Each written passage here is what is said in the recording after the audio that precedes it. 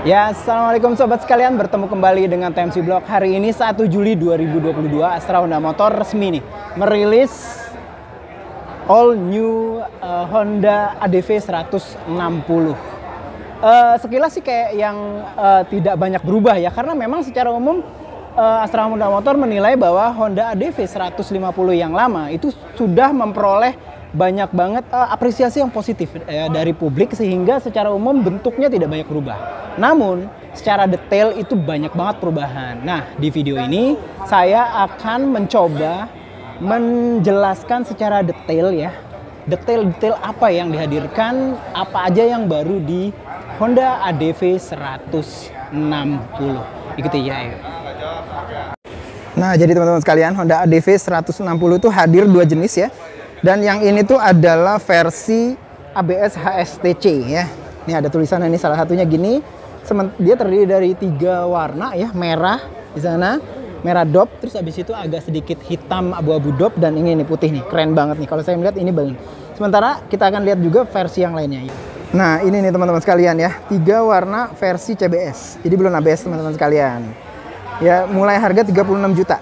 Warnanya lebih gloss ya. Jadi putihnya putih gloss, hitamnya hitam gloss, teman-teman sekalian bisa lihat, dan merahnya juga merah gloss gitu ya. Nah, pertanyaannya adalah apa yang dihadirkan baru di Honda ADV 160 ini?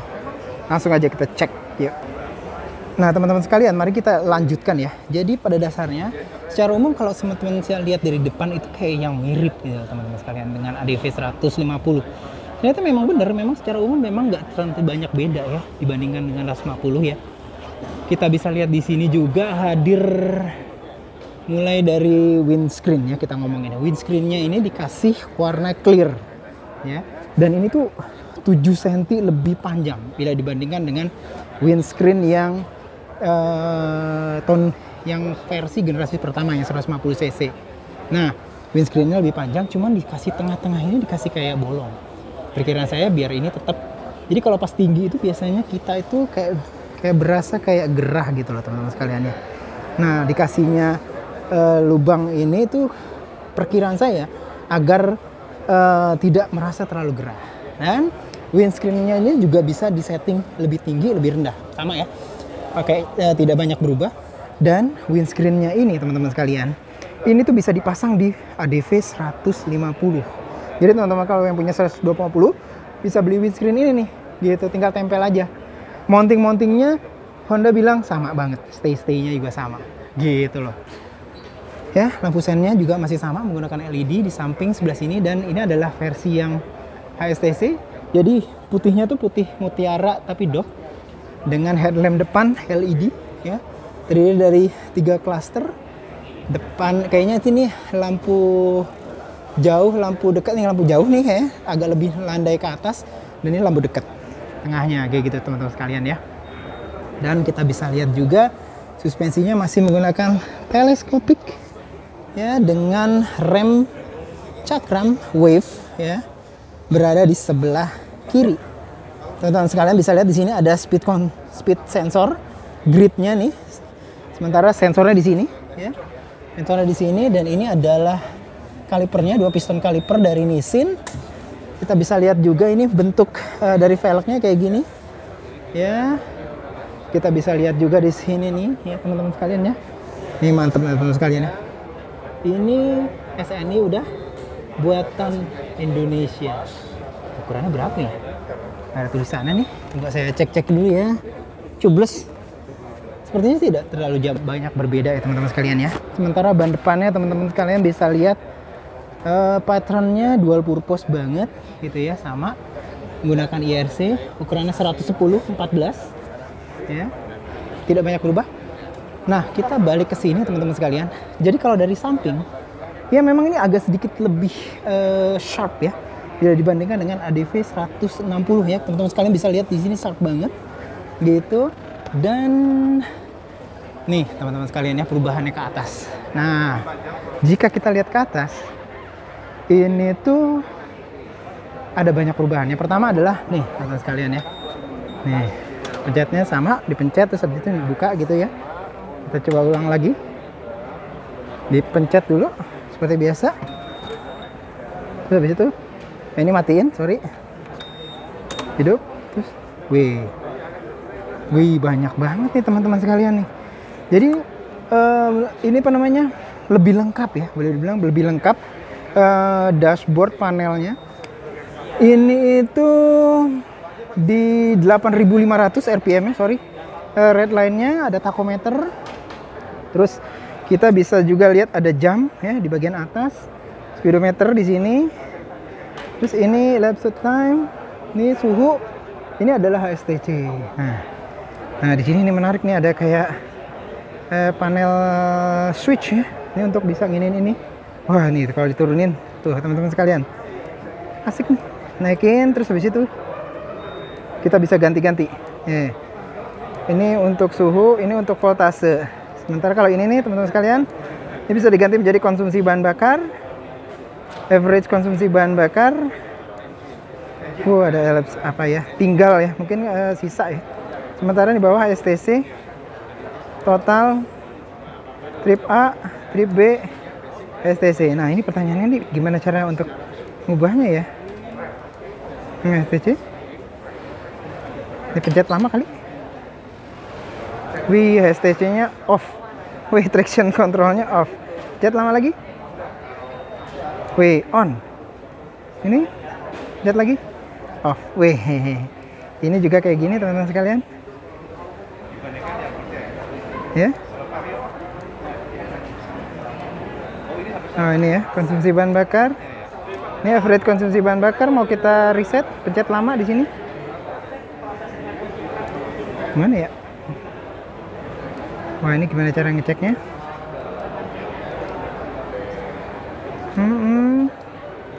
Kita pencet ke kanan dulu semua. Konsumsi bahan bakar, average konsumsi bahan bakar. Wah ada A, ada B, ternyata ya banyak ya.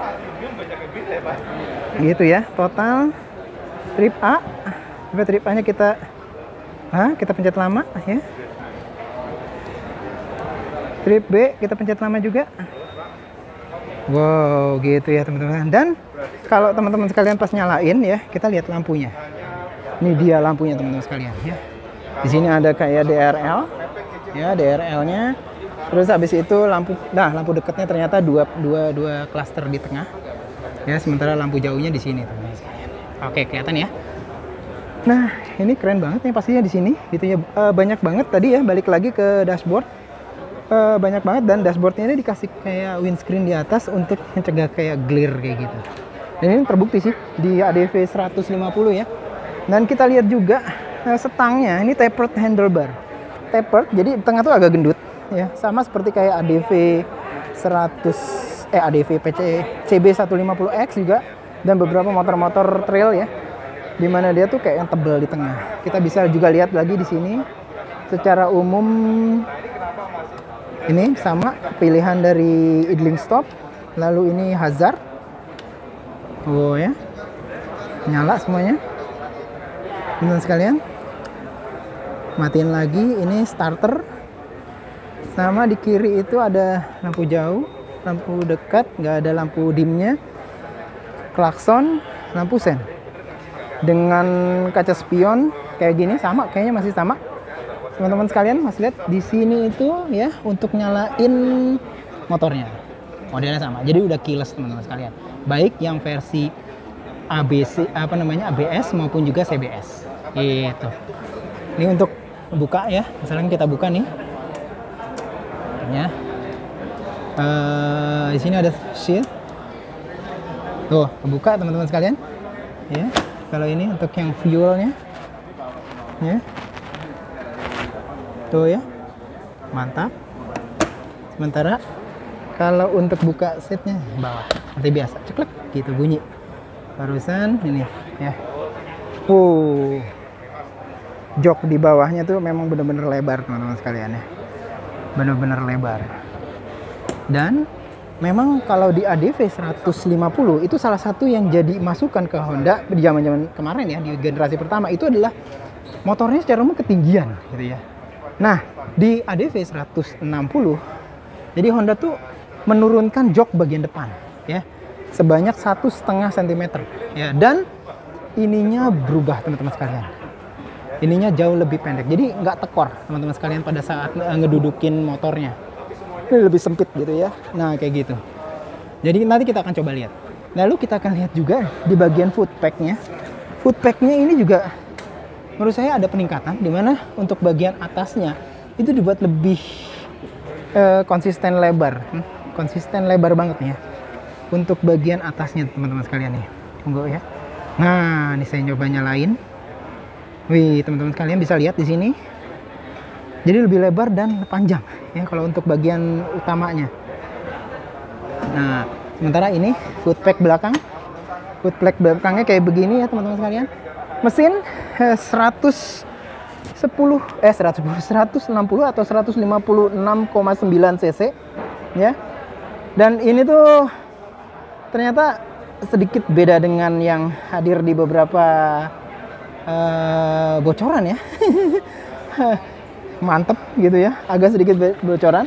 Ternyata ininya box CVT-nya dan box filter udara itu kayak filter udara ya, ini nggak terlalu jauh beda ya dibandingkan dengan Vario gitu. Sementara CVT-nya nih kayak gini teman-teman sekalian ya.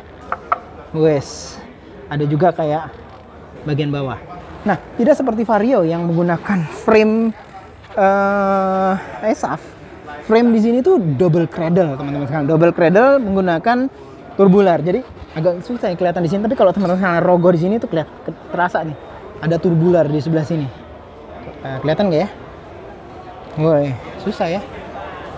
Nggak kelihatan. Nah, ini ya. Nah, teman-teman sekalian mungkin bisa lihat sana. Ada kayak turbular.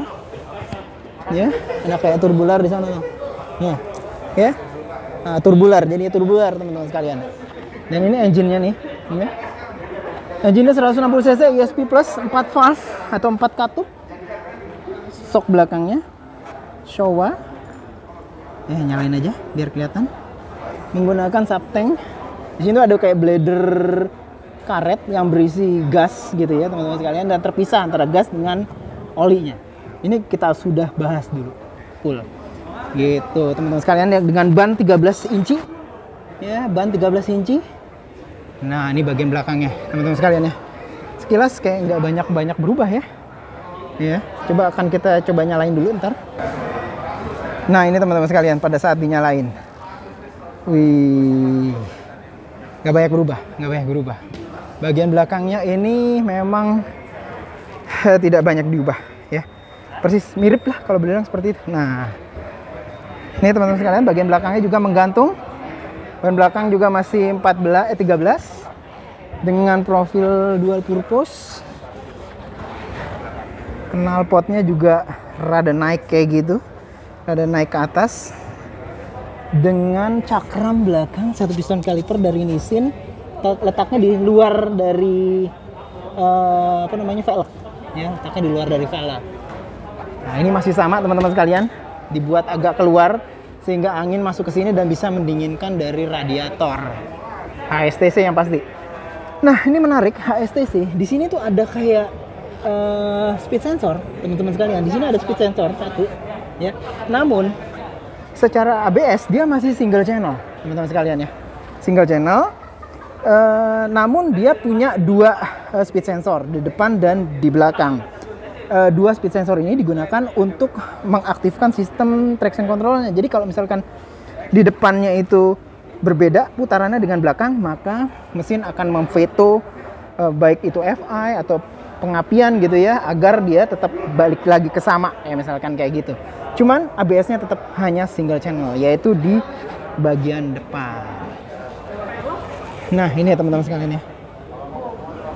Wow. Yes. Jadi itu teman-teman sekalian ya.